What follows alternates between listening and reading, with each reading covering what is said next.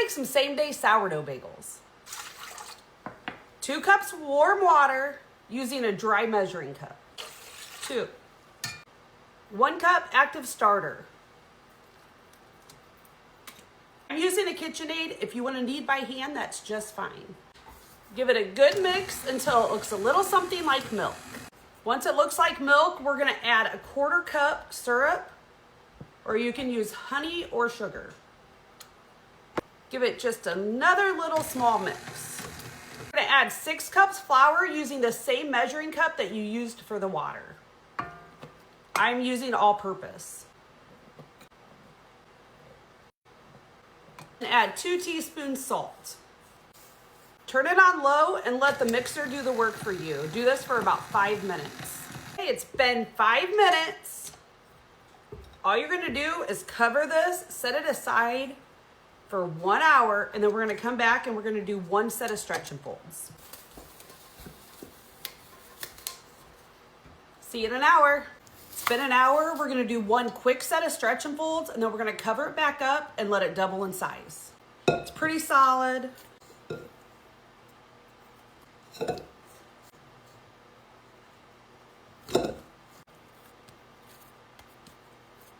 Just play with the dough just a little bit. Make it into a ball, cover it back up, let it double in size, and then we're gonna make the bagels. It's been about 5 hours and my dough has doubled. We're gonna dump it out onto a clean floured work surface. The bagel dough is different than the bread and it doesn't just fall out of. We're gonna separate it into however big of bagels that you're wanting. I'm gonna do 12. So I'm gonna cut it in half first. Then I'm gonna make 6 out of each half. I just eyeball this. They do not need to be perfect. There's my 12. You're gonna shape each one into a rectangle. I like my cinnamon sugar incorporated in the bagel, so that's the reason I'm doing it like this. If you'd rather do a regular bagel and just top it with the cinnamon sugar, you can do that also. I'm gonna put brown sugar on each one, sprinkle cinnamon, and then I'm gonna shape it like a little tiny mini loaf. And if you get sugar on the outside of these, it's fine because they're gonna get boiled first. So it traps the sugar in. Roll each one until it makes a perfect little ball. That is good. Do that with all 12. Once all your dough balls are formed, you're gonna take your finger, you're gonna poke a hole in the middle. And I like to make a big hole.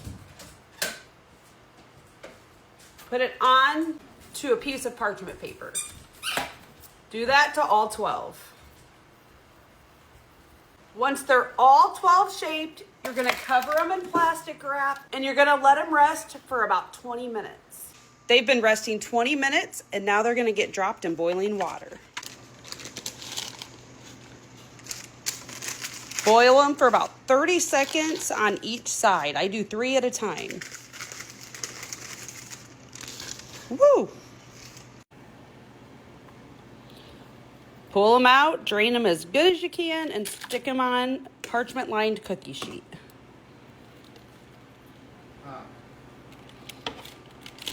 These are ready to go into a 425-degree oven, and I'll let you know for how long. These bake for 25 minutes at 425 degrees. Let's let them cool, and then we'll cut into them and try them.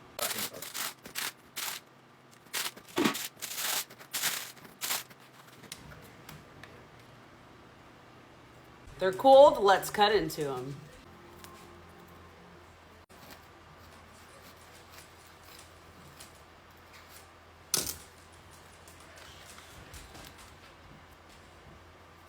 Now that looks delicious. Let's give it a try.